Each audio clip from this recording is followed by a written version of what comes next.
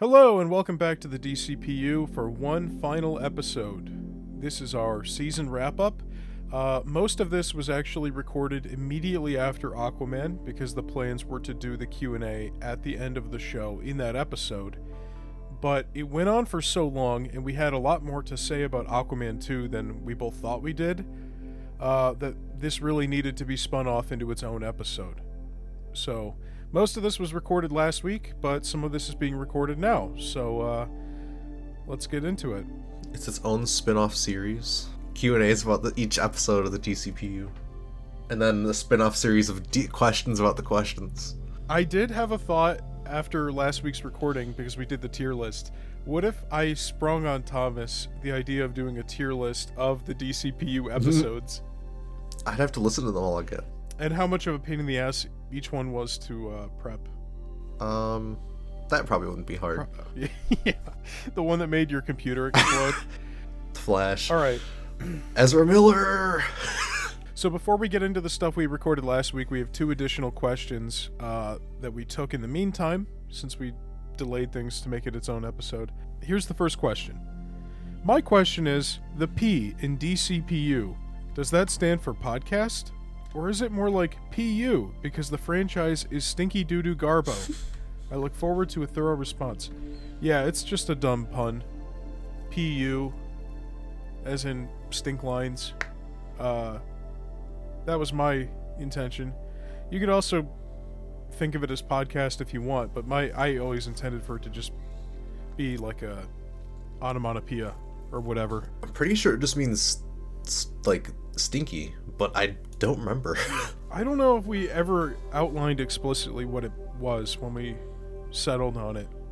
But yeah. And then we have another question here I was asked to withhold from Thomas to get his fresh reaction. God. This one's a little long, so let's strap in here. This question requires a bit of context, so stick with me. Ellipses. The first appearance of the Justice League occurred in The Brave and the Bold, issue 28 in March of 1960, 57 years before the group's first appearance on the big screen. That same month, President Eisenhower was a victim of tear gas used by Uruguayan police to disperse rioting students, similar to how Batman used kryptonite gas to weaken Superman in BVS. 57 years before also marked the honorable discharge of Staff Sergeant Elvis Presley, whose rock and roll wardrobe was directly inspired by Captain Marvel's costume. Somehow, that same month, the Screen Actors Guild would have its first strike in the group's history, identical to the strike Blue Beetle would be a part of in the 2023 SAG-AFTRA strike. Well, I don't think he was a part of it. He's not really like a... Well, I guess he was. Real. We do have a picture of him actually being there, so I guess that's true. Unbelievably, March 1960 also saw the NFL's Dallas Rangers rebrand to become the Dallas Cowboys. Just like how Victor Football rebranded... Why his name is not Victor Football? But come on, man. Just like how Victor Football rebranded himself to become Victor Cyborg. Yep. And this is the first half. Oh, okay. And most wild... Here's the second block of text. And most wild of all... March 1960 was somehow the last scheduled departure of a steam-powered passenger train in America, when the locomotive went from Detroit, Michigan to Durand, Michigan. Not only was the epic fight between Batman and Superman filmed at the famous Michigan Central Station in Detroit, I had to scroll, but the DCEU similarly ran out of steam like the Grand Trunk Western Railroad steam train did. Ellipses. My question for you is this. How big is Darkseid's dick? Oh god. Are we talking about in general or this specific version? I believe he's referring to the version we see in Justice League and Zack Snyder's Justice League. And is there a difference in his penis size between those two versions? We might want to address that as well. Let me look up. Can we get like an official height for him? I'm sure they have that on some wiki somewhere. Zack Snyder's Justice League wiki. It doesn't say how tall he is. I'm gonna guess he's probably like what would you say, like 10 feet? 12 feet? I'm gonna say 12 feet. 12 feet. I think I'll give an inch for every foot. Darkseid's got a foot long? Yeah, he's got the $5 foot long. Okay. I'm gonna go with 12 feet. Wow. It's as big as him. Okay, so those are the two questions we took last minute because we delayed the episode by a week. Now into the stuff we recorded last week. To wrap up the show, we were going to do a live stream where we would answer listener questions and just read your comments on the air, but due to some unforeseen circumstances, we're just going to lump this into the end of the final episode of the show. So, here we go. Thomas, you want to get us started? Yes, so we got some questions here. How was Joker not killed by Batman in Zack Snyder's Justice League, or at any point between him killing Robin and the Suicide Squad? I have no idea. I think that they wanted to give the impression that Batman kind of went off the deep end at the beginning of, like, Batman v Superman because of Superman's, like, existence. Because he doesn't directly kill anyone. As far as we know before, he is branding the people and they are dying in prison. But then we find out that that's because of Lex Luthor. And when he kills the people in the cars during the chase to get the kryptonite, you know, that's, like, because of Superman. So I don't know if he's, like, directly killing people outside of this movie or not. I guess it's never really stated. So maybe he only kills in that one specific instance. And he doesn't have time to kill Joker. I don't know. Those are some flying grace and gymnastics you've got going on there. Thank you. With your logic. I always interpreted it as he lost his way after Robin died, which would have been a long time before Superman entered the picture.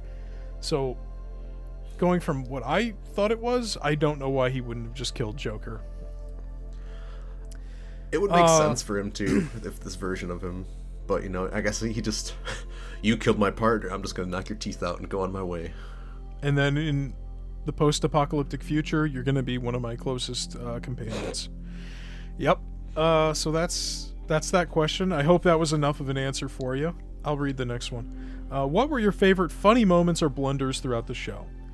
So for me, I think it was any time we mispronounced somebody's name, which happened a lot. We are terrible with that. And out of all of those, I have to go with Thomas's interpretation of John Leguizamo. I think that will always be my favorite flub.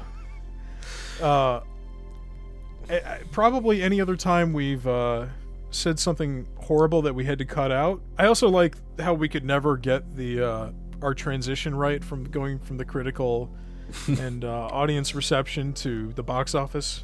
I don't know if we ever nailed it at any point during the show, but the idea was to play off the phrase "money talks" and that it would talk louder than critics, and we could never get it right. I don't know why we never thought to just write it down, but I'm pretty sure I'd thought of that, like, the first time we did it, and then I was like, you should write it down. You're like, no, just go for it. And I'm like, okay, and then I fucked it up, and you're like, whatever. But I like that too. There's so many times when I'm editing them, there's just so many blunders. Like, Frank will take like 20 times to say someone's name, and I so desperately want to leave it in, but it's like 2 minutes of us just laughing at us fucking up someone's name. One of my favorites is Christopher McQuarrie. Yeah, that's a bad one. Yeah, lots of funny moments. Lots of cut moments that don't even make sense to leave in, so that's why they're cut, but just little rants that will go on, or little side bits that we dream up on the spot, and they'll be released in the remastered episodes. Were there any unexpected benefits or changes for you guys that came from with doing the show? I will say, doing the research was a lot more intense than I thought it was going to be. And I actually, like, came away with thinking, like, yeah, okay, so if people, like, do a podcast of this scope, I respect them more. Because before I always thought, like, doing podcasts was easy. And I mean, I guess it depends on what your topic is, but I guess it's not really a benefit, but it changed how I viewed podcasts of some kinds, so. And I enjoyed doing it. Yeah, I think it was nice to have something to look forward to working on creatively week to week. I mean, hey, if you want to be super cynical, we're just regurgitating information on the internet, whatever, fuck you. But we put together something that's, entertaining and educational, and something that we could do alongside our day jobs, for the most part. We did end up taking 2 weeks off. We didn't want to take any weeks off. But you know what? We worked through the holidays, so just look at those 2 weeks after Shazam 2 and Blue Beetle as us finally taking a holiday. I think maybe another unexpected benefit I thought of just now while like trying to think of more is I felt like as the movies go on, I kind of like took notice to some things a bit more, or like maybe thought of, even though they're just DCEU movies, I was thinking of them a bit more critically. I don't really like do that often, so I guess it was kind of nice to me to kind of like think more and like deeper about the movies and like have these interesting thoughts, and then you'd be like, oh, that's a really good point. And I'm like, yeah, it is a good point. I can't believe I thought of that. Yeah, I think for me there was a big one early on where we prepped the first 4 episodes in a row. We did the research, we recorded, we edited those, and we had those piled up before we started going to a weekly schedule, which was kind of annoying to keep up with. Respect to anybody who has to do that, especially if it's not their day job. Yeah, I wish we would have had more in the pipeline, but... Yeah, and next time we will be doing all of the episodes ahead of time. Or at least half of them. Or maybe 3/4. Well, we'll figure that out. We don't want to date the episodes too much, but also it's nice to have them prepped ahead of time. So we have to strike a balance there. Yeah, especially when we had things out of our control that happened that pushed release dates back. Yeah. Like my computer breaking. Yeah, his computer exploded. Power outages. Oh man, I'm surprised. My computer broke trying to edit the Flash episode. That's true. That's true. Yeah, his GPU exploded. I think for me the biggest benefit early on while we were doing those first few episodes was I got really into the comics for like Superman. I was reading a lot of Superman comics because in my head I thought we were going to be going into that kind of level of analysis for every episode. Turns out there's no way that would be sustainable. But I read a lot of Superman comics, and now I think I consider myself a pretty big Superman fan, whereas before I didn't give too much of a shit. All the ones I mentioned in the Man of Steel episode, and then some. It got me into like the Absolute Universe comics too, because I was reading Wonder Woman, and I started reading Absolute Wonder Woman, and that fucking rules. That's the best book in the line as far as I'm concerned. Absolute Martian Manhunter is also very good. No, I know, nobody asked, but go check it out. The Absolute line is great. I thought you'd say Batman was your favorite. Batman's really good too. That would be a strong third. I think for me, with the Absolute comics, there's like just 2 tiers. There's the Trinity and Martian Manhunter, and then there's Flash and Green Lantern, which are still good, but they're not as good. The unexpected benefit for you was just becoming a DC fan. I mean, kind of, yeah. I've always been more of a Marvel guy, more of a Spider-Man guy, and I've literally got DC comics sitting on my shelf now that I did not have when we started the show. Moving on to our next question. If you'd been able to write or direct a DCEU film, which one and why? Does this have to be like out of the existing that ones? Got released, or like if we could choose a project to make in it? Let's do both. Okay. So I guess pull up going the list of the movies.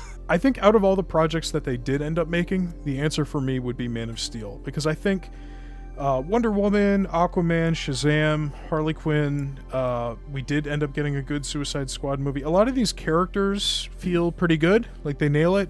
Superman is the one where I think they really whiffed it. And the closest they ever come to having a decent Superman again is the reshoot stuff from Joss Whedon's cut of Justice League, and even that isn't great. So I would say Man of Steel. And what about movies that do you want my answer first, and then we'll do movies that they hadn't made? Yeah, because I'm going to need time to come up with one. Gosh, I don't know. I think the hard part looking over all the movies is that, like, a lot of them are sequels.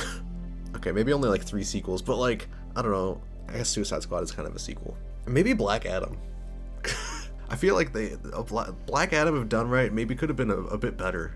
If you're gonna remake Superman, I'll remake Black Adam, and then we can team up for their movie where they fight. I like that. That's good. Yeah. I did feel like Black Adam had potential, but was let down in some parts. I think if I had to come up with an original one, Teen Titans would be pretty good, or Static. Although I'm definitely not the person to be writing or directing a Static movie. Quentin Tarantino directs Static Shock. Oh my god. I'm gonna say I really like the Justice League Dark movie that they didn't end up making as a concept. That would be good. Using like Constantine and Zatanna or Swamp Thing, those would be cool. I really like The Question. I really liked him in the Justice League cartoon. So I'm going to say maybe a Question, like small-scale detective story or something. That would be fun. That could be fun. I think...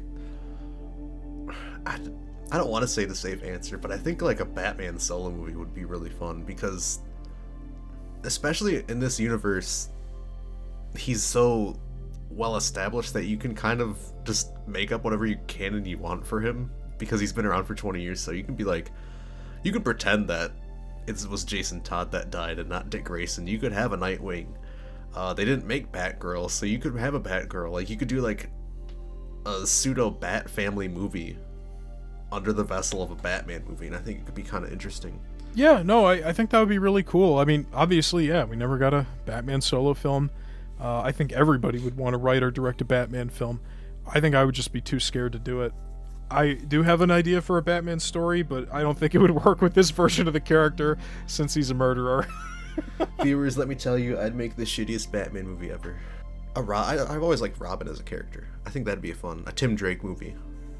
Wait, the next question is, in your opinions, what was the biggest turning point, for better or worse, in the DCEU franchise? I mean, I think it's gotta be when they fired Zack Snyder. Yeah, I would say Justice League, without a doubt. Every time we've referred to it, it's been something we've called an implosion. Mm-hmm. Like, the disaster that was Justice League fucked up Cyborg, fucked up the solo Batman film, fucked up Man of Steel 2, fucked up any Justice League sequels, and it forced them to go into this world where they're just doing these very small-scale stories with, like, Shazam and Birds of Prey and another Suicide Squad movie. These very siloed off adventures. Another Wonder Woman film where she's in the past.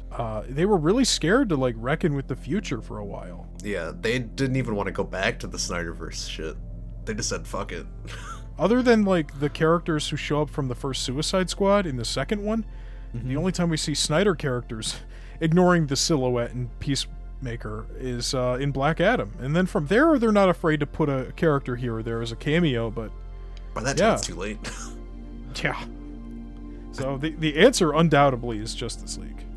I think if we could want to say that's the worst, I guess for the better would be probably the Suicide Squad when they hired James Gunn, because then they're like, oh, we can just have a whole new universe now. It sounds like a lame answer, but I have to agree. Like, you brought this guy in, he showed everybody how it was done, why he was hired from the competition in the first place, and now he's co-head of the company. Yeah. So... And I think also, again, you could argue Man of Steel could also be a turning point right at the start, because it kind of set the tone for the whole thing, and it wasn't a great one. The next question says, would you also put the baby in the microwave? Yeah, why not? It saved its life, didn't it? Yeah. It's not like he cooked it or anything. No, and even if he did, I think I would do it anyway. Did you see that baby? That thing was a monstrosity. It needed to be taken out of the universe. Out of the multiverse. Next question. Oh, I'm glad I'm reading this one and not you. Yeah. When will Thomas watch more movies? I've been getting on his ass about this a lot as a bit on the show, but it's also shocking to me how many films that I consider to be classics he has not seen. So maybe in the future I will strap him down Clockwork Orange style and just feed him American classics. We've had requests for this. I had someone message me and say, why don't you watch any fucking movies, basically? And I was like, I'm sorry.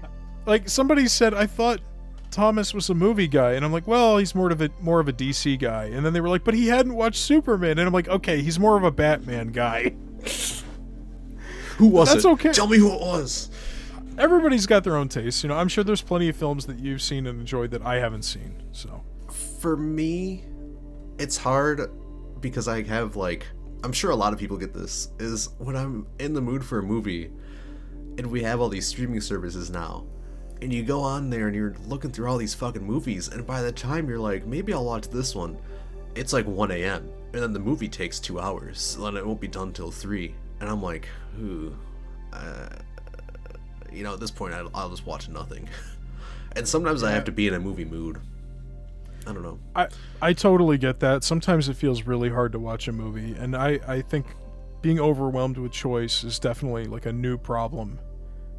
Like, I feel like even at the video store back in the day, the choices were so much smaller, and you could always just ask the fucking person at the counter to just pick a movie for you.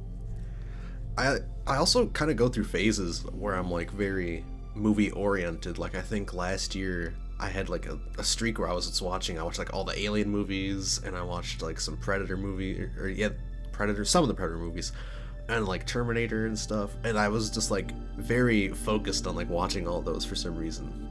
I do the same thing, like I'll like binge like 20 animes, and then I haven't watched anime for like a year, so.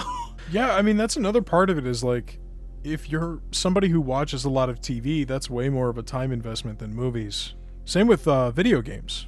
Like, you and I both play a lot of games. Mm-hmm. You definitely play a lot more live service games than I do. Unfortunately. Yeah, and those things are a fucking chore. So Although, you know, I've been feeling a little burnt out on gaming lately, so maybe I'll swap over to watching more movies or TV. I don't know. You could finally watch E.T. and Jurassic Park, and Jaws. Some parts of Jurassic Park. Fuck off.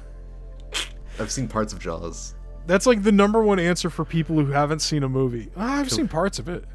We have a question here. Who was your favorite guest on the show? Frank, who was your favorite guest on the show? Yeah, I mean, it literally has to be Jesse. Unless we get like my dad in the room real quick, he could be a guest for a few minutes, and then we could say he's the best guest. But the snowblower in that one episode. Oh yeah, the audio. Dude, I know. I tried my best. I forget which one it was, but there was some episode. I think it was Peacemaker, where one of your neighbors was snowblowing the fucking brick wall of his house like a moron. But yeah, Jesse, definitely Jesse. It was great to have him on the show. He's a professional. He's had a podcast for a long time, and he knows how to carry a conversation in this format well. I'd love to have more guests on in the future for different stuff. The only reason why I think we didn't have more guests for this show is nobody asked. I think maybe 1 or 2 people hinted that they wanted to be on the show, but they don't have a podcast of their own that could help our viewership. So I did not really take it seriously. So I'm an asshole. You got to bring something to the table. Yeah, you know, how is this helping me? But yeah, no, it was great to have Jesse on the show. I'd love to have him back for another series. Maybe the next series. I don't know. I'd like to have a guest on for every episode of the next series if we could book them. I don't know who cares about that franchise though, besides us. Yeah, I think it was interesting to have like that we have like 3 different views coming together for one episode. It was probably harder to schedule 3 people. So. Also, it was shitty because that week you had COVID, so you couldn't really talk as much as we wish you could. What a good week. Because you did not like Birds of Prey that much, but you couldn't really speak up because you had no working throat. Yeah.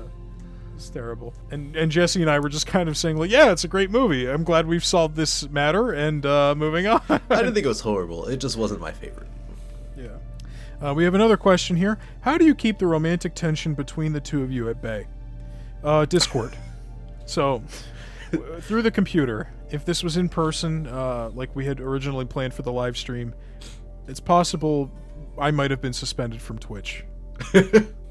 Using that question as a springboard, nobody asked us about our setup, which is incredibly shoddy. But when we started the show, we were using something called Adobe Podcast, which just comes with your Adobe. I know. It comes with your Adobe Creative Cloud subscription. It fucking sucks. Don't use it. Don't ever fucking use it.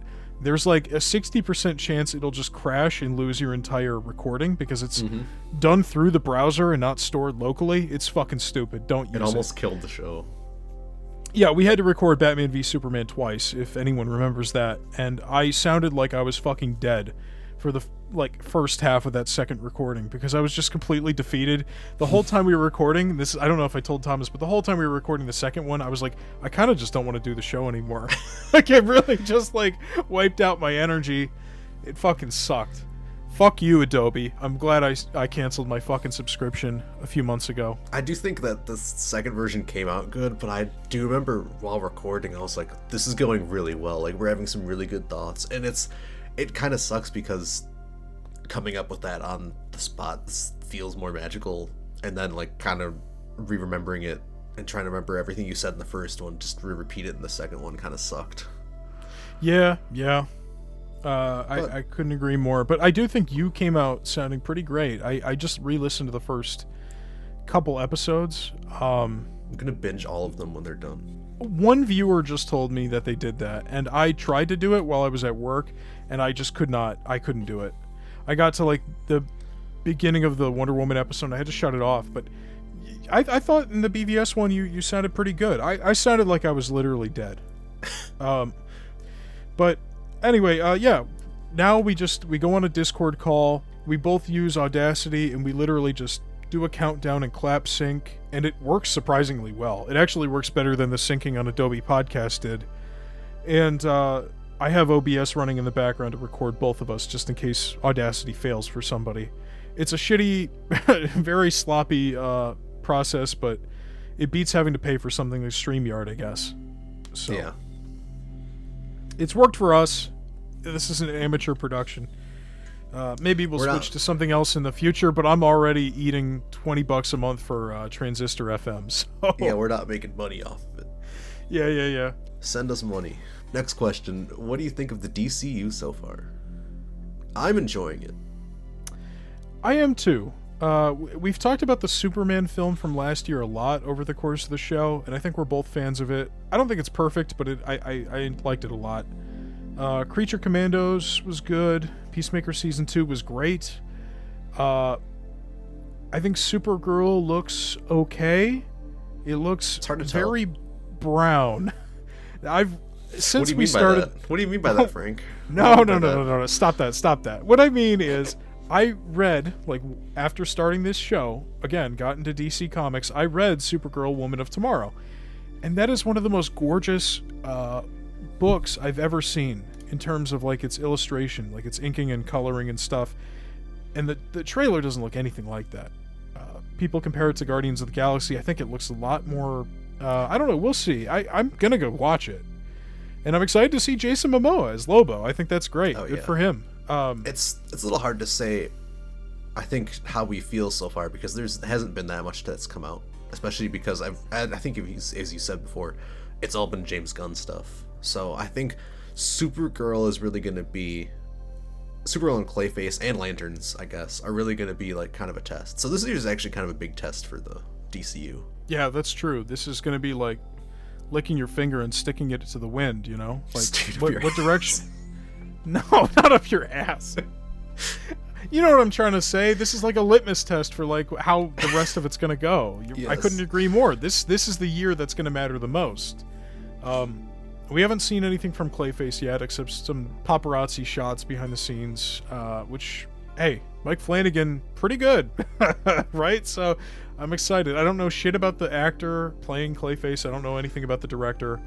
I'm pretty ignorant when it comes to horror, but I'm looking forward to that. The less I know about these movies, the better, because I'd like to be surprised going into them, so I'm fine with not knowing as much about them. Honestly, I don't even know. I think I watched the first Supergirl trailer. I think we're going to tap out after that and not even watch after that, because I want to be surprised for the most part. Yeah, I'm with you, especially after doing this show. But yeah, just spoiler culture in general and shit, it's just too much. And I mean, even these companies themselves, they spoil everything, which we've talked about before with Marvel. Characters. Yeah, Marvel, they spoil fucking everything. But even DC, we talked about that with Shazam 2. They spoil Wonder Woman in the final act and stuff in the marketing. Yeah. No, I'm looking forward to those. Lanterns, the trailer did not inspire confidence in me. It looks good, cinematography and stuff. Kyle Chandler, Aaron Pierre, great actors. I actually didn't watch Kelly it. MacDonald, great. Don't watch it. That's my advice, Thomas. If you didn't see it yet, don't watch it. It's coming out like pretty soon, so. Yeah. The trailer has 0 constructs. They don't use the rings at all. And that is why I'm scared, because either it looks really bad and they're embarrassed, and that's possible. Like, maybe the VFX isn't finished, but also the show comes out in a couple months. Like, that's pretty scary if it's not finished. Or the show is going to pull a Surf Dracula, and we're just not going to see them use the rings until the last minute of the show. I don't think so, but... Look, I think Damien Lindelof is a talented guy. He's made a lot of good shows. He's made some shows that I'm not so hot about, although I think a lot of the blame for Lost can be put onto J.J. Abrams, who set up all the mystery box bullshit in season 1 and then dipped, and left Lindelof holding the mess in his hands. Lindelof did the Watchmen HBO show, which I loved. Some people hated it, but I loved it. It's a sequel to the graphic novel. It's a very good miniseries, so I don't have any worries about him adapting something DC related, but it is unusual that the premise for the Lantern show is that these space cops are going to be in a small southwestern American town, and they're too afraid to show constructs in the first trailer? I don't know. I saw some people online trying to defend it, like, well, the normies are going to be scared of all this stupid superhero shit, and it's like, well then, okay, first of all, that's not true, because normies are why Avengers Endgame made nearly $3 billion. Like, normies are the reason why superhero movies were as big as they were. It wasn't diehard comic book fans that were breaking box office records. And second of all, if that's how you feel, then why would that be the audience they're trying to court? Because those people would just dip the fuck out immediately once the silly shit started to happen. Mm-hmm. And also with Superman, we already saw Nathan Fillion as Guy Gardner. We've already seen a Green Lantern in action. I don't know what they're afraid of. I think they really just want it to be more of a teaser. Yeah, but it's like a 3-minute trailer. I think we've lost what that word means. Like, a teaser is supposed to be like a 10, 15-second clip or something. You know, it's usually like a logo or something like that. Anyway, point is, I'm cautiously optimistic about Lanterns, cautiously optimistic about Supergirl. I'm looking forward to all of them. And definitely looking forward to Man of Tomorrow. Mm-hmm. Which is going to start filming next month, I think. I'm going to throw in my own question here going off of this one. Thomas, if there's anything you'd like to see in the DCU that hasn't been announced yet, what would you like to see? I mean, I know they haven't really officially said it, but I think a Teen Titans movie would be pretty cool. Yeah, that would be really cool. I think for me, I would want to see Wonder Woman, and I would really like to see them adapt Absolute Wonder Woman for two reasons. Like to see one, the gods in Wonder Woman. Well, yeah, that's one of them. The gods show up practically every fucking issue. It's great. Absolute Wonder Woman is fucking awesome, not just because of the actual stories, but because of its aesthetic. Like, she looks very different than Gal Gadot's Wonder Woman. Like, a big problem you're going to have with the DCU is that you're going to have to avoid audience confusion, right? Maybe that's why they're not worried about Flash or Aquaman yet and stuff, but it's like with Wonder Woman, Gal Gadot's look and, like, you know, her I don't know, moveset. That's a very fighting game way of putting it, but like, Wonder Woman in the Absolute comics is different enough that it could be its own, like, unique cinematic identity while still being Wonder Woman. So that's what I would do. I would adapt Absolute Wonder Woman to some extent. I think it's a pretty cool run. It's still kind of new, but yeah.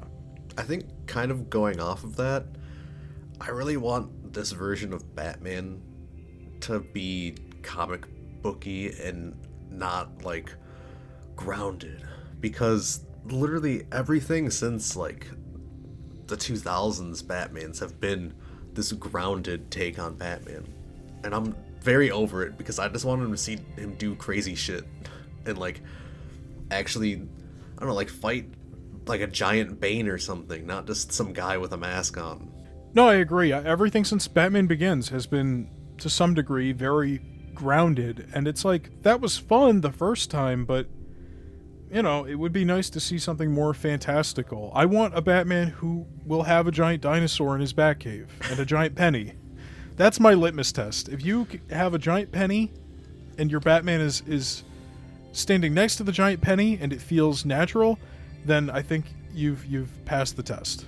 Ben Affleck in Zack Snyder's Justice League and surprisingly in The Flash, I think is a nice step forward because he did feel a bit more larger than life and just like a guy in a suit, but not to the level that I want. We need to go further. Yeah, we do. And it's weird that James Gunn has had such a hard time with this. I mean, now it's been revealed that Christina Hodson, who wrote Birds of Prey and Flash, is writing the Batman film. At first it seemed like Gunn himself was going to write it. They've really been dragging their heels with this, and I'm not sure if it's entirely because of the Matt Reeves Batman, or just because they don't know what the fuck to do. Mm-hmm. I mean, like, you technically see Batman in Creature Commandos, but I got two problems with that answer. The first one is that Creature Commandos was supposed to be a DCEU show that just didn't come out in time and was repurposed. And then the second one is... Yeah, the second reason is that he's just a silhouette.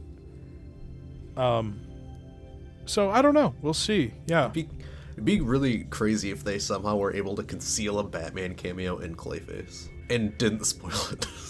That would... I don't know how they'd be able to pull that off. That would be insane, but I would love it. It would be weird to have a Gotham City movie with no Batman about one of his rogues. I think that would be weird. It would also just be weird to have, like, the new continuity go 3 years without any Batman appearance. Oh, wait. The DCEU did that. How dare you? Batman v Superman was 3 fucking years after Man of Steel. You know, nobody pointed this out to me, but I had the thought earlier, like, I'm surprised nobody's told me to shut the fuck up about complaining about the DCU's pace of development, because there's 3 whole years where they released jack shit after Man of Steel. So, hey, you know what? I guess they're just keeping pace with the predecessors right now. And when you look at what they've got lined up for this year, they're going to beat what the DCEU had offer 10 years ago. That's true. They had 2 movies, and then this year we're going to have 2 movies and a show. So, well, actually, it already kind of beat it because it took, how many years to get one TV show? And the TV show was like the second project in the DCU, so... That's true. Let's move on to the next question. Why make a show about the DCEU in particular? I think I've kind of answered this over the course of the show. I feel like I've had like a creative block for years at this point, and I wanted to get back into making stuff, and to me it always seemed like podcasting would be an easier way and a fun way to get back into doing stuff without like committing to making live action shorts or video essays or something. But I didn't want a podcast to be completely open-ended and aimless. There's already a million podcasts by fat, white, straight guys talking about nerd shit. I didn't want to add to the pile. I listened to plenty of them, but I wanted to find something more focused to set it apart. And maybe just to challenge myself, I guess, a little bit. And with the DCEU, there's a clear beginning and end, potential for education as well as entertainment, and I feel like it wasn't really something that I've seen a comprehensive like autopsy of, despite the fact that it ended 2 years ago. Or I guess technically 3 now. I just thought it was interesting. And Thomas and I both witnessed it firsthand, you know. We grew up, like, throughout, I guess, high school and college watching this fucking dumpster fire happen in real time. I was there, like, day 1 for Batman v Superman. Good times. Was there anything we wish we would have done differently from the start, or anything we wish we could do with more time? I mean, I think just in general, we already said it a little bit, but I think we could have done more episodes in the pipeline from the start, because it was, I won't lie, towards the end, it was just a little much going week to week. I can see why you could burn out on it easily. Yeah. Obviously, we do a bit more research, but than some other podcasts probably, but... No, the weekly schedule is brutal, and I think if this was just like a movie review show, like you said, like we wouldn't have to do all this research, but I wanted this to be more than just reviewing the movies, because lots of people have reviewed the movies, and they reviewed them when the movies came out, so they'd be a lot more relevant and shit. I think leaning into the history aspect is what would set the show apart, and I think we did a good job with it. It definitely kicked our ass a lot of weeks. There were a lot of weeks where I just wanted to quit. But I'm really happy that we've hit the finish line here. I would have liked to go more into the comic book stuff, which I think I mentioned earlier, like we did for the first few episodes, which is just not sustainable. Also, keeping up with the DC animation TV shows and games. We mentioned those a little bit in Man of Steel with the animation, and then we forgot for a while, and then we brought it back. And then there's like the whole stuff like Arkham Knight we never talked about, like other DC things that were coming out we never mentioned. Like, we didn't really start incorporating the other DC media until the back half of the show. And so I think if we were to go back in time by a few months, I would want to bring those up. I think that's kind of just a consequence of also just learning as we go, because we did like the first, I don't know what, maybe like 3 or 4, and then I felt like we kind of hit our stride, and then that's going from there is when we kind of were doing like more research and getting further into the history and like other stuff going on at the time. I'm sure there's a lot of stuff that we missed too at the same time throughout all these movies. I'm sure there's like little minuscule facts that we've missed or...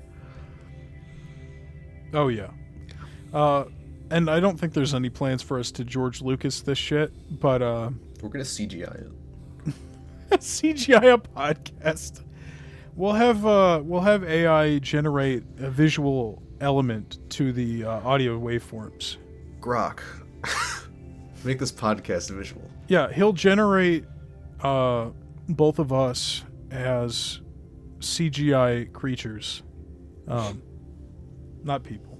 We're gonna become VTubers and then basically, yeah. AI we could just like get some VTuber puppets, put the audio track underneath it, boom. Mm-hmm. Remastered episodes, sell it on Blu-ray. Nobody's gonna know what I'm talking about. And then the last thing, for the Black Adam episode, I really wanted Thomas and I to sing the rap at the end of the episode, but Thomas didn't want to do it because he was scared. I was scared. Well, you were. You didn't want to sing.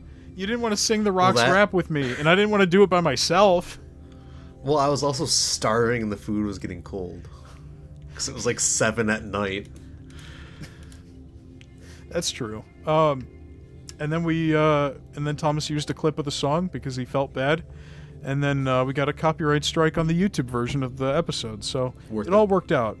Up next, we have a couple of questions that are kind of asking the same thing or similar things, I guess. What was the best film in the franchise and the worst? And then the other question was, which film was better than expected when watching this series and which one was worse? So I guess which ones were better than we thought. So what we were going to do during the live stream, which we're just going to have to do now and describe to you, is make a tier list of the films using good old tiermaker.com. So Thomas and I are going to quickly make our own tier lists, and then we will discuss. Okay, so Thomas and I are done.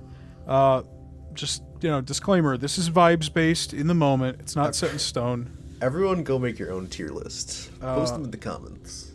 Thomas wanted to make them an alignment chart. I guess we could do that based on good and bad, and then the other axis is like how much the studio fucked with it.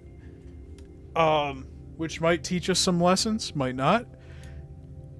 But that's not what we did. So we're going to go entry by entry. S through D is the ranking system. So Man of Steel. I have Man of Steel in a D. It is the top of D tier. I think that it is largely a failure. I think there's some good stuff in here. I think it looks good. But the third act is such a travesty. It completely misunderstands Superman as a character and a human being. I just think it's a really bad Superman movie. I have it as a B because it did set off the universe. I also kind of like nostalgic about it because it has such like a good soundtrack, and I remember watching it a lot. Like I like the action. The plot definitely isn't the best. It does set up some interesting ideas. There's far worse movies than it in the universe to me. It's not like overtly offensive, except for the end when he kills Zod. But I don't know. I don't hate it. I don't. You know what? Now that you say that there's more worse movies than it, you're probably right. I'm looking at some of the stuff I just put above it, and I might be disagreeing in the moment with myself. But let's just keep moving. So Batman v Superman, I have that in B tier. It's in the middle chunk of B tier. I think it's a good movie. I think it's convoluted, And when we did our episode, it sounded like I was bitching about it the whole time, but that's only because it does have a lot of problems and they're worth talking about. But I like it. Ultimate Edition, I would put that in C, the bottom of C tier, maybe top of D. It makes the film nearly an hour longer, and a lot of it is just adding more problems. And I don't know, I think the theatrical cut's better for the most part. I have it in A, and I'm just going to make it an amalgamation of the theatrical and the ultimate, because well, first of all, I was very hyped for it when it came out, and I think that it sets up really interesting ideas, and I think that it's actually, like, it is complicated, but it kind of, watching it makes me think, and it made me think more than some other superhero movies, and I just think, you know, it was a lot better to me than Man of Steel in some ways. And, you know, Ben Affleck Batman, that's good right there. So, you know what, I feel like I enjoy it every time I watch it, so it might just be the nostalgia speaking, but it has great action scenes. Doomsday sucks, but the rest of it I enjoyed. Oh, if they cut everything with Doomsday, I would move it up a full letter grade. Next one. No, Suicide Squad, sorry. Suicide Squad. D. Next up we have Suicide Squad. Yeah, I have it in D. It is the bottom of D. Suicide Squad. Obviously, yes, it's in D. Yes. Suicide Squad is in D, the bottom of D, below Man of Steel. Those are the only two films I have in D tier. I have no desire to ever rewatch these. Although I will say that I do feel a little nostalgia for Man of Steel. Maybe that's just because the music is so damn good, and then they play it in the Snyder Cut. It's so good. But yeah, no, I mean, there's absolutely nothing worth saving in Suicide Squad, other than the casting, I suppose, which they do reuse in later appearances, but it's a complete fucking travesty. Enough said. Yeah, I mean, clear studio fuckery there. I would still like to see the Ayer cut, I will say. I'm not sure if how much it would move it up for me. It could maybe it could get to a B if it was actually good, but more realistically, it could probably move it up to a C. Yeah, I agree. I think Ayer's version would probably move it up a letter grade into C tier for me, at minimum. At least it would be watchable. And again, maybe, you know what, I'm going to retroactively bump Man of Steel up to the bottom of C tier, because I really want Suicide Squad to be in its own hell by itself in D tier. Because there really is nothing else in this franchise that's as bad as Suicide Squad. Up next, Wonder Woman. I have her smack dab in the middle of B tier. Yeah, I have her in B too. I think that movie is fine. It doesn't hold up as well as it did when I first watched it in theaters. Yeah, I was thinking that too. The Themyscira stuff just feels very uninspired to me. I don't know, it just feels a lot like Captain America: The First Avenger. I don't like that they shut off that entire corner of the DC mythos. I think they really shot themselves in the foot with that. I like Wonder Woman in this film a lot. I like Chris Pine as Steve Trevor. Villain sucks.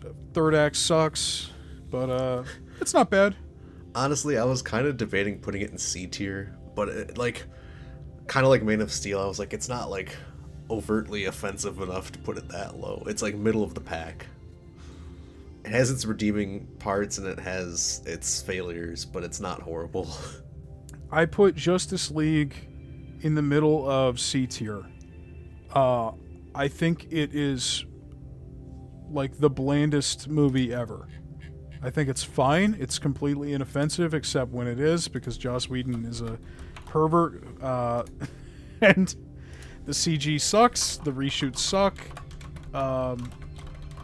Especially after knowing what this originally was, although we've never really truly seen that version of the film. Yeah, this is in C tier. It's watchable, but it's not something I have any desire to revisit once the show is over. I put it in D tier. Yeah?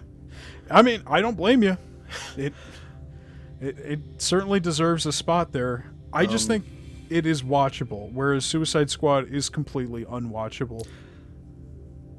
That's my reasoning.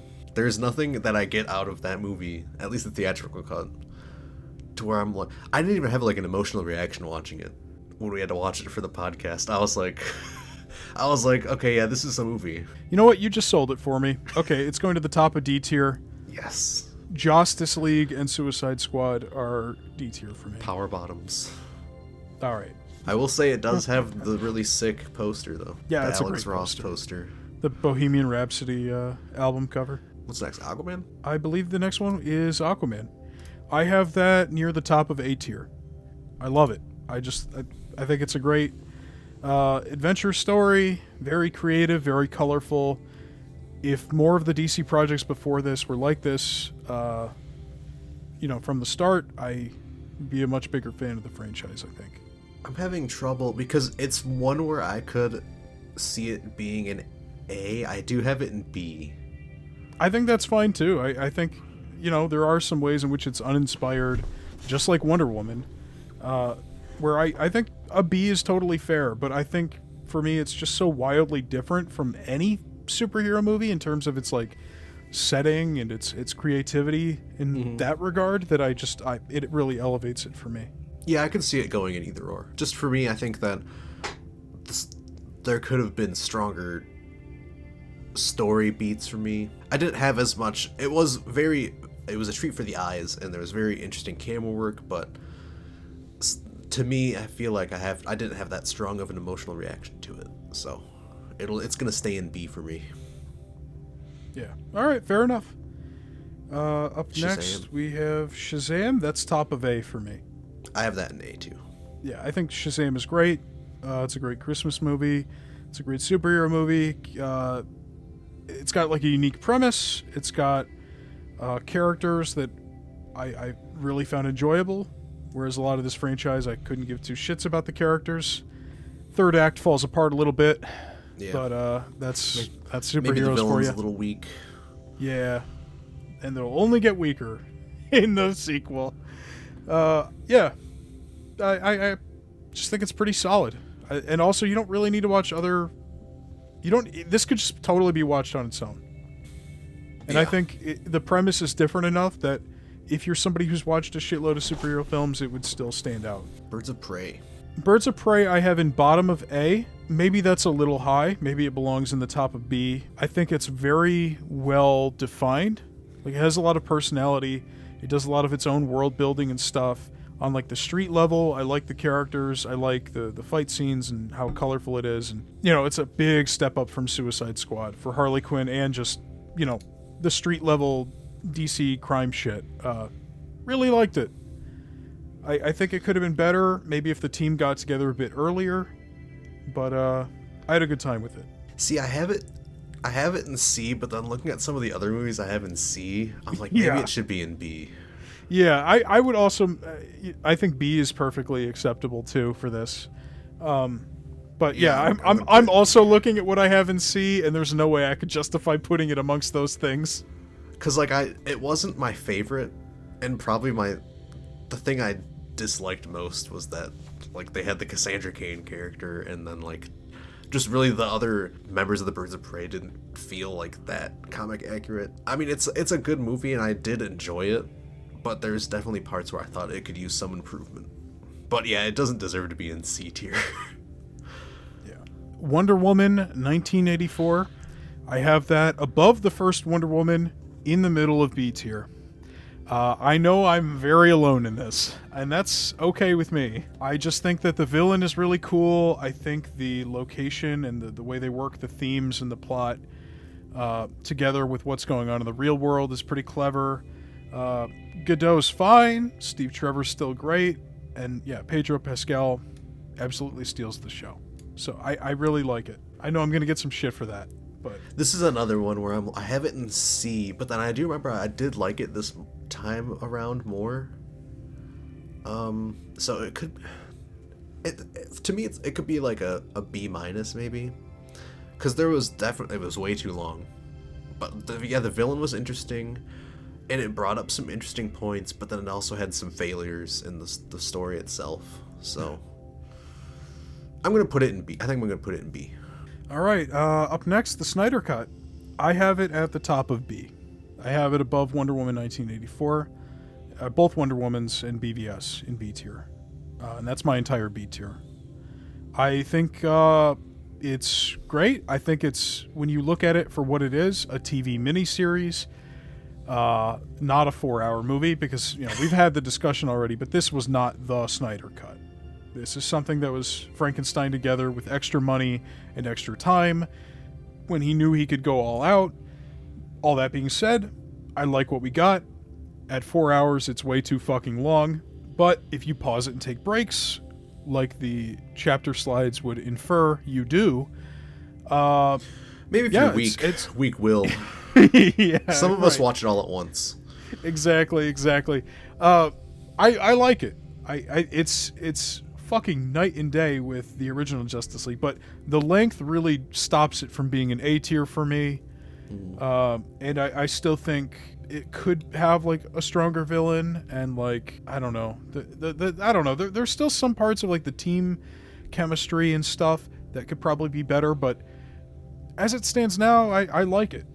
I'm definitely not going to revisit it because it's 4 fucking hours long anytime soon, but maybe when the theatrical release rolls around.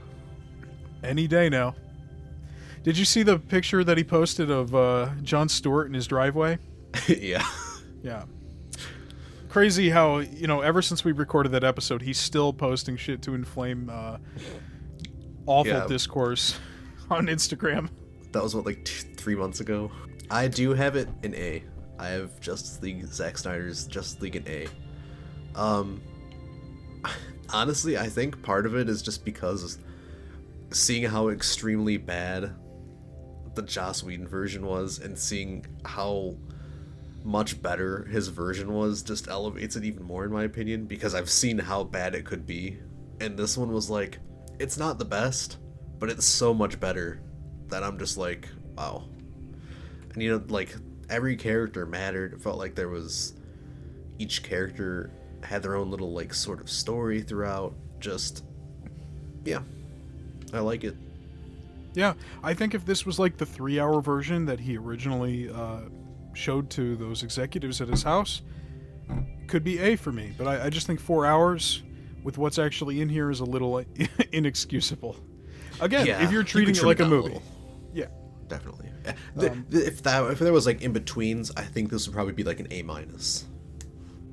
or a B+. I could give this a B+, yeah. After that, I believe, was the Suicide Squad, which is my first S. Oh, you have multiple S's. Wow. Yeah. You take a fucking wild guess at what the other one is. Black Adam. Oh, man, imagine that.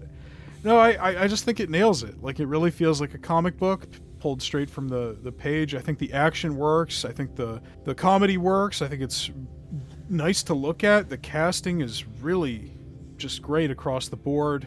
And it does a shitload of world building without really trying. Mm-hmm. And I think it's one of the only films that has a theme, a serious theme, a real world theme, and handles that very intelligently. So, yeah, I'm a big fan. He really showed everybody how it was done with this one. And I still maintain that it's probably his best work. Yeah, I have it in D category. No, I think it's my only S. I could shift something else up there. I'm not sure yet, but rewatching it, it's like amazingly paced. Great action, good comedy, crazy gore and shit. Probably the weakest part for me was just the Harley subplot, but rewatching it, like when she's with the dictator guy or whatever, but rewatching it was shorter than I thought, and I'll give it a pass on that because the rest of it's so good. Yeah, totally fair. And it doesn't really incorporate anything from Birds of Prey either, which is not a negative because it doesn't hinder it, but like, that would have given it some more points in my book. That was also something I forgot I was going to say for Birds of Prey is it didn't affect the universe as much as I thought it would, which probably doesn't help its case on the ranking list as well. I mean, they are street level characters. That's the one thing I'll say in regards to that. What other things on this slate could it really have impact? Yeah. Okay, up next is Peacemaker. That is my other S. I think it's a great show. I maintain that I think, in terms of live action, television is a better medium for adapting comic books than film. You get more time to do your humor, your action, your drama. It's not as action-packed or as good-looking as Suicide Squad, or no, The Suicide Squad. But it's great. It is a great show. I think it's just rock solid. Like it's great. I don't really have any complaints. Maybe more costumed characters, but I think season 2 makes up for that for sure. I had it in A, but I think it could be S. I'm somewhere in between A and S. I'll say this much. It's the only one that's made me cry. I remember watching season 1, and when John is playing the fucking piano, that really got me. It's the only moment in this whole series where I was physically brought to tears. I think I'll put Peacemaker in S. It's very good. Yeah. I think the only thing I can think that to take away from it is that sometimes the jokes went on a little long, or I didn't find them that funny. But I mean, it's great writing, great characters. What else is there to say? Up next is Black Your next Adam. S rank. Not my next S rank. I have Black Adam in C. I do too. I think it's like Joss Whedon's Justice League, something that's perfectly watchable, completely painless, kind of like euthanasia, I guess. Put that on the slipcase. It's like euthanasia. Well, what I mean is it goes down completely painless. It's inoffensive. It's like doesn't applesauce. Yeah, exactly. It's like applesauce. Put that on the case too. It's it looks good. It's like euthanasia or applesauce. There's a couple mildly interesting characters, and The Rock is a charismatic guy, even if he's not a good actor in most of his projects. It's like Justice League 2017 if it was slightly better. So it's in C tier. It's near the bottom of C tier, but it's not terrible. I'm not gonna revisit it. I'm not gonna revisit anything in C tier, but could do worse. I also have it in C tier. It had some ideas. The Sabak villain was dumb. The Rock actually kind of tried a little bit, but there wasn't anything that I felt super redeemed it in my eyes or made it stand out to me in any way. So that's why it's in C, because it's just eh. Yeah, exactly. I think it's like the most solid C movie. It was the only one where I was yeah, right into C. Yeah, it is pretty solid. I'm going to move it up to maybe the top of C. There's a couple in the middle that we haven't talked about yet, and I'm not sure where to rank those exactly amongst the C's. The red C's. A couple of them are red, I'll tell you that. Up next is Shazam 2. That is at the bottom of C tier, above Man of Steel. To put it in a sentence, I come to Shazam for the characters, not the action. Mm-hmm. And this is a lot of action that sucks. And the villains suck, and they spend time with all the adult versions of the kids instead of the actual kids, which sucks. A lot of it is just really not enjoyable to me, and it's also way longer than the first movie. Yeah, I also have it in C. Pretty much everything you just said. It took all the wrong lessons from the first one. Yeah. Definitely never going to revisit this one. But the first Shazam, definitely. After this, we have The Flash. I put that in C tier as well. I had it above Black Adam until you said that Black Adam was solid. It's consistent, at least. The Flash is not consistent. The third act is diarrhea, or maybe even the whole back half is diarrhea, and I would say that might undo so much of what I like about it, because I enjoyed the first half of this to a shocking degree. But once you get into all the shit with Zod, and the Chrono Bowls, and the Flash fighting the future evil Flash, and the dumb ending scene, you made a great point about how it kind of is hypocritical with its time travel, moral lesson at the end. Mm-hmm. And I haven't been able to shake that since our discussion. I'm probably going to put it... no, I'm glad. I'm going to put that above Shazam 2. It's in the middle of C tier. Above Shazam 2, above Man of Steel. Black Adam and another movie are above it. Not unwatchable, but like I said, I'm not going to rewatch anything in C tier. Well, lucky for me, I have it in B tier. Okay. because I did, especially like rewatching it. Even watching it the first time, I enjoyed it, and rewatching it, I still enjoyed it. I actually really like the first half of him with Other Barry and Michael Keaton, and them just kind of fucking around.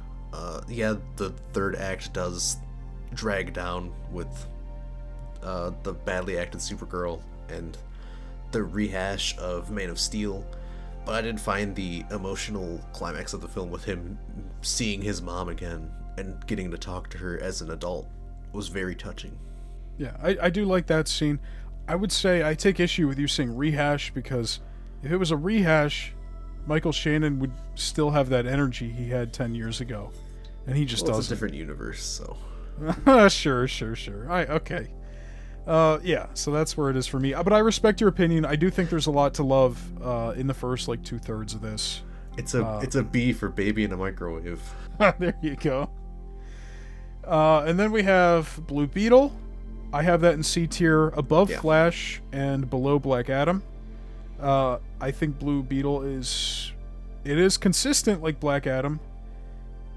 And you know what? I'm actually going to put it at the top of C tier. I'm going to put it above Black Adam now that I'm thinking about it, because it does have the unique angle with the family characters and the cultural aspect. And I'm thinking about Black Adam, and all those side characters sucked ass. Like the kid and his mom and their uncle or whatever, versus the mom and the uncle and all that shit in Blue Beetle. And I think Blue Beetle might also be a little shorter. I don't know. Yeah, I like Blue Beetle, the character. It's in top of C tier because I really like the character. But it's in C tier because I never want to revisit this movie. I also have it in C tier because... yeah. Oh, sorry. Are you done? I was just going to say the plot's generic. Okay. It's just too fucking boring. Yeah, I also have it in C tier. It had some redeeming qualities, and I liked the character of Blue Beetle overall. But besides that,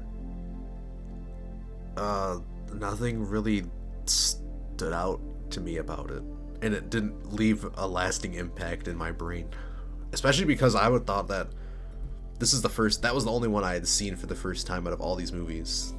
And the fact that it didn't, like, leave anything in my brain while I was left thinking about other movies that I'm watching for the second time is a little telling to me.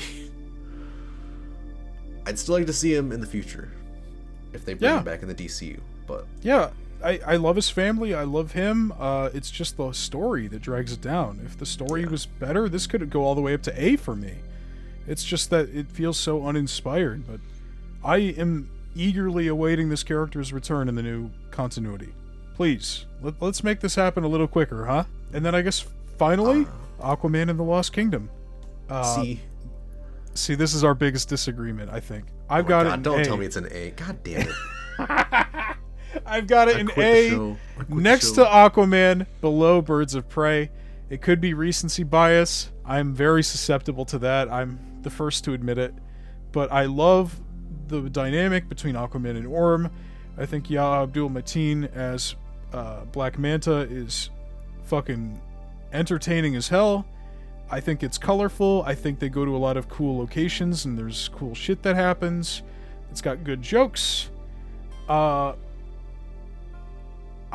don't disagree with your observations, but to me, I don't know, it's just another fun aquatic adventure, and I like it a lot. Yeah, I don't know, it's just, I did enjoy... If you asked me after I watched it the first time, I'd probably have it in a B. But after rewatching it again, I don't know, maybe I just wasn't in the mood this time, but the plot wasn't as good. The best part for me was Aquaman and Orm working together. I don't know. Again, just kind of one where it didn't leave any lasting impression on me.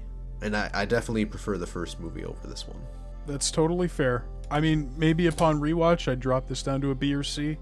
Looking at my tier list now, I think one final change I'm going to make is I am going to move Man of Steel up a bit, because I do think Man of Steel is completely the wrong direction for the character, but I do think Goyer and Snyder do have a consistent idea for what their Superman is, and their Superman's tone. And I do think the action is well executed, even if I think it shouldn't exist in the movie in the way that it does. So I think I'm actually going to bump up Man of Steel past Shazam 2, because I would rather watch this than Shazam 2. I might even bump it up past The Flash. And Black Adam. And I'm going to put... It's crazy. Man of Steel went from a full letter grade down from D to the top of C. But I think I would rather watch this than Blue Beetle, just because Man of Steel is prettier than anything else in C tier. It is more interesting in the choices it makes, even if I disagree with them. It makes interesting choices, which I think most of the movies in C tier don't. Yeah. You know what? Maybe I'll move Flash above Blue Beetle and Black Adam for the same reasons. It makes some interesting choices. Also, mine aren't ranked in rank. I just put them all in there. They aren't. That's fine. Sub-ranked. That's cool. I'm just, I don't know. That's just me. But all right. So that's the tier list. World's longest fucking question. We have 2 more questions, and then we're gonna get out of here for you folks. Will there be a second season? So, early on, Thomas and I discussed several different avenues for us to continue the show with if people enjoyed it, all of which would maintain the limited scope and structure of the main show. The first would be looking at DC's history in Hollywood before its first cinematic universe, in a series we would title something like the DC pre-universe, get it? No. Going from like the early Batman and Superman serials of the 1940s all the way up to the Dark Knight Rises in sort of a... Serial. Going all the way in a full circle moment, you know? Because the Dark Knight Rises is where Man of Steel was conceived, so kind of brings us back to that. But that's a shitload of stuff. And this is not our day job. I think if we were going to do that, I'd probably just say, like, the Superman movies and then, like, the Burton Batman movie series universe. Oh, come on. We got to talk about Adam West. Yeah, we can do that, too. Linda Carter and, this Shazam show. Sounds like a lot. It is a lot. Without a doubt. We also thought about doing all the canceled or shelved or reworked projects of the DCEU, of which there are 39. So as a Hitchcock reference, I made the bad joke of calling them the 39 missteps, but that is also a lot. Now, some of those might be as short as like 10 minutes because they might not have even gotten to pre-production and they were just like an idea somebody had in a boardroom.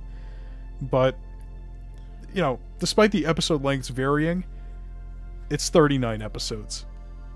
It's a lot. I mean, honestly, for that one, I could see that being like a one-off where we just talk about them and don't go too in the depth about them. Maybe. Yeah.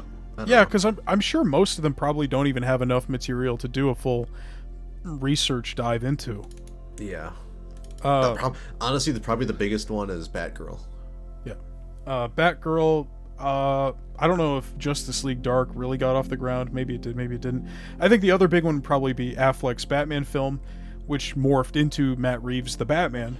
But yeah, I don't know. Yeah, looking at these, a lot of them are just like, I can't even imagine us talking about them that much, so. Wouldn't it be cool if we made this thing? That's basically what some of those are. Yeah. And then the last one would be us taking a look at the DCU. We just talked about that briefly as answering one of our questions, but this would be like more of a deep dive like we did in this show. But like Thomas said, there's so few projects in this new shared universe, there's not enough for a full season right now. Not to mention that, because it's so recent, there's not a lot of behind-the-scenes info and drama and shit we could talk about and have, like, access to. Because that's all going to come out years after the fact. I just looked over and Frank just has his shirt off. I don't know when his shirt came off. I think when you were talking about The Flash, I got naked. I'm wearing my underwear, but I got hot. I had to take the rest off. As things stand, we're pretty burnt out on DC, I think. Will you be covering other movie franchises next?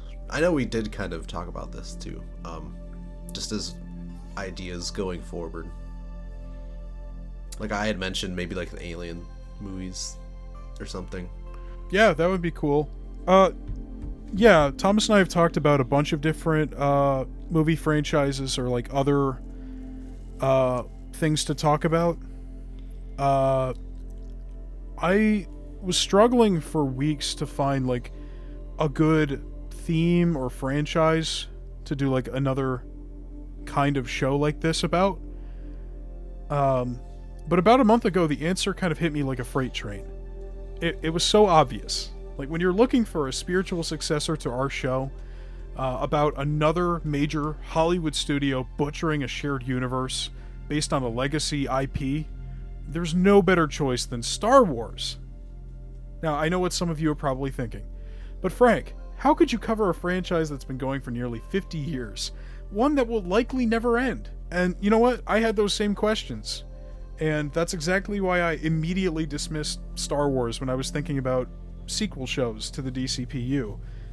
But with Kathleen Kennedy retiring, I feel like we've hit the perfect touchstone moment for Lucasfilm, the Kennedy years. 2012 to 2026. 14 years, 11 movies, God knows how many TV shows.